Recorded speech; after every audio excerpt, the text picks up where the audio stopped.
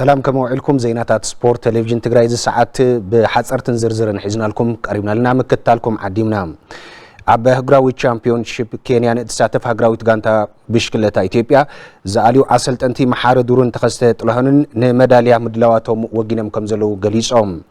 እቲ ኮንቲኔንታል ቻምፒዮንሺፕ ኢትዮጵያ ብኽልቲኡ ጾታ ካብ ሐሙስ ኣብ ኬንያ ክትሳተፍ እያ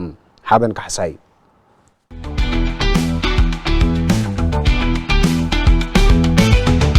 ካብ ሕዳር 11 ክሳብ 14 2018 ዓመተ ምህረት ኣብ ኬንያ ኣብ ዝካየድ ሻምፒዮና ብሽክሌታ ኣፍሪካ ኢትዮጵያ ዝውክሉ ብሽክሌተኛታት ኣብ ከተማ መቐለ ዘይተማልአ ምድላው ክገብሩ ጸኒሖም እዮም። እቶም ኣባላት ውጽኢት ኣብ ዘመዝግብሎም ዕላማ ገይሮም ከም ዝሰርሑ ኣሰልጣን ደቂ ተባዕትዮ ሃገራዊት ጋንታ ብሽክሌታ ኢትዮጵያ መሓረ ዱሪ ገሊጾም። ያው ኢትዮጵያ ብሔራዊ ቡድን ብሽክሌታ ሳይት ኣብ ሩዋንዳ ዝግበር ፍላይ ኣብ ከዋለ ዝግበር ከባቢ ሞምባሳ طبعا مالتي او زكبر افريقيا شامبيون አለው አፍሪካ ሻምፒዮን ድማ ከም ብሔራዊ ቡድን ኣብ ዝግጅትና ንገብራለና ኢና በተወሰነ መልኩ ስለዚህ ፍልፍልናን ብሎለናና ዝግጅትናውን በኤሊት ቢጂነር በአንደር 23 በሁለቱ ጾታ ማለት ዝግጅት ገርናለና ኢና ስለዚህ ዝግጅት ዝውን አፍቲ ሪዛልት ነምጻሉ መንገድ ንምጻዓሪቲ ዋና ታርጌት ላይ ያለና ስለዚህ አው ማዳሊያ ከነምጽና ይልና ስለንሰርሐለና በዝግጅቱን እንሰራሐለን አይና ማለት አስረት ምድላው ግዘን መውሐድ ቁጥር ተሳተፍቲ ተቀዳደምት ብሽክሌታን ቀንድ ጸገም ይዝበለ አሰልጣን ደቃንስቲዮ ታግራዊት ጋንታ ተኸስተጥላሁን አብዝ ሳተፍሎም ውድድራት ሜዳሊያታት ከም ዘምጹ ግና ያአምን ማለት ወርቅ ነምጽና ይልና ለሐሰባና ጽቡቅ ሪዛልት ነምጽና ብዙሕ ተሳኻፍ ነገር ይውልና ተወርቁን ለሚድናይና ያው ወርቅ ነምጽና ነምጽሉ ወርቂ ውስን ኢቨንት ኾን ይኸልዩ مستزلو حسرتنا مدلاونا ناي سكواد مصباب مالتي تتواهونا للحزي توم ربعه ودات إليت حزي نس 10 تخلتسبني حدا هاغراو غانتا ام كساتفو مالتي سلازي بعد تصعنون يوم مالتينا ኣብ ሩዋንዳ ኣብ ዝተሳለጠ ሻምፒዮና ብሉጽ ውጽኢት ዘመዝገቡ ጉጅለሉኽ ኣፍልጦን መበረታትዕ ናይ ተገብረን ዝበለ ኣሰልጣን ተኸስተም እዚ ከይጸለዎም ኣብ ኬንያ ዝበለጸ ውጽኢት ንምዝጋብ ትልሞም ምዃኑ የብረር እቲ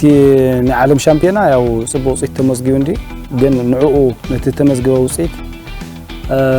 ዝኸውን ኣፍልጦ ገለግውን ስለለይት ወሃበ ዜር ቤት ዝነበረ ሓቦን ቤት ዝግጅትና ናው ነብል እምበር ተፈልየ ነገር ገወርናየ ነገር የለን ኮይን ግን ቲ ሃገር ዝገበረ አስተዋጽኦ የለን እቲ ክልል ዝገበረ አስተዋጽኦ የለን ነቲ ጽቡቕ ውጽኢት ውንስ ጽቡቕ ውጽኢት ሞጽ ይተንኪው ለኽሳለ ያለ ነቲ ውጽኢት ይጸልዎ እዩ ማለት ይኮነን ግን እንደገና ጉቡይ ነይሩ እንደ አኽልቲም ፌደሬሽን የስተማቀርወን መስለን ዜር ግን ንሕና ክንዝካል ብግልና ያው ብሔራዊ ቡድን ነስርሕለና ምንም ከይተማለልና ኣብ 30 ሃገራት አፍሪካ ሳትፋለ ውድድር ኢትዮጵያ በ10 ተቀዳደምት ብሽክሌታ እንትውከል እቲ ውድድር ሐሙስ ክጅምር እዩ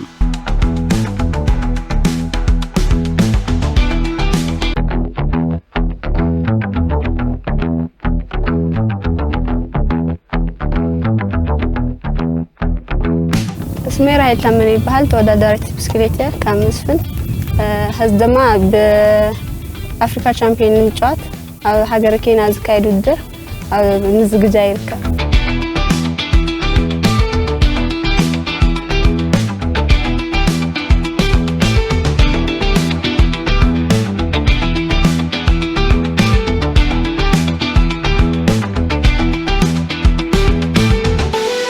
اسمي سنة كرما يبال تعدادمت بشكليتا خمس فن برتبت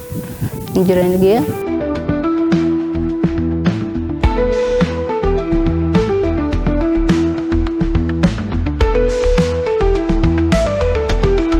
قدمي عالم شامبيونا جن ياو سلطانة متسيني لحد ور حورواندا تصنيحية بكلاوي زغور لي دقاف ياو من بلي من متقوالي خيدا نا أول حارف خمسنا مجمرة ودرنا زورد شامبيون تساتفنا له حرف وصيتي لي الحسب ያው ከዝላው ዝና ኬንያ ግበር በደንገዚ አንዘጋጀላና እና حرف ጥይትና መጽይና الحسب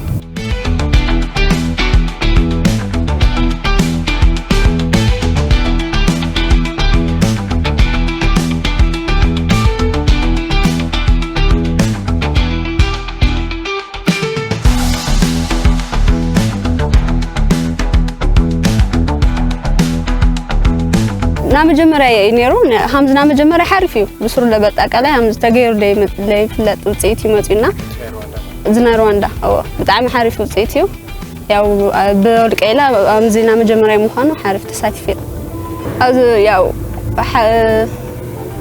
أزي عاد حنا نسرح لنا هنا ياو كازنا رواندا نرس لحشة وصيتنا متينا يدي الحس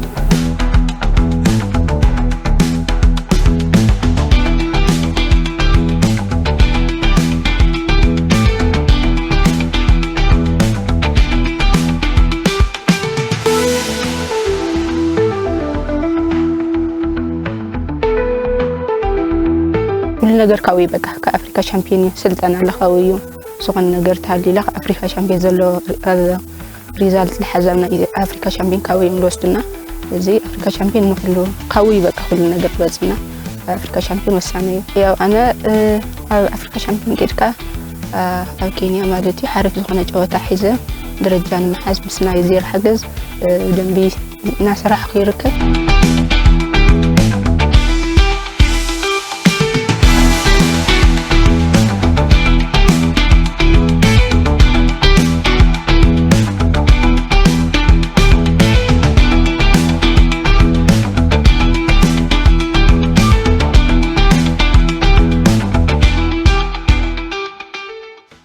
ሻድሻይ ሶምን ይረግጽ ኣብዘሎ ጾታት ፕሪሚየር ሊግ ኢትዮጵያ ጽባሕ ሓሙስ ክጅመር እዮም እስራ ጋንታት ኣብ ሐዋሳና አዲስ አበባን ጾታ ከም ዘለዋ ይፍለጥ ፕሪሚየር ሊግ ኢትዮጵያ ዛዕመት ሓሙስ ሲዳማ ቡና ምስ መቀለ 70 እንደርታ ሰዓት 9 ኣብ አዲስ አበባ ነገሌ አርሲ ምስ አዳማ ከተማ ሰዓት 10 ኣብ ሐዋሳ ክገጥማየን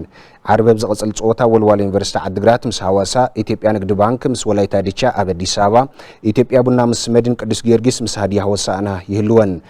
مدرجنة شيرة مسمجال على تقدم ساعة شوعته أب أديس أبابا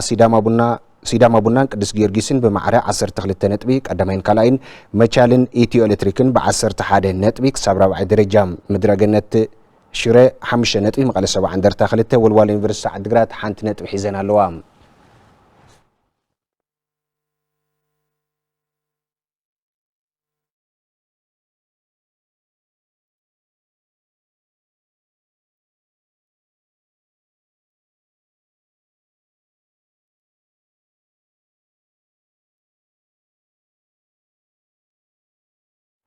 كبرات تملكتنا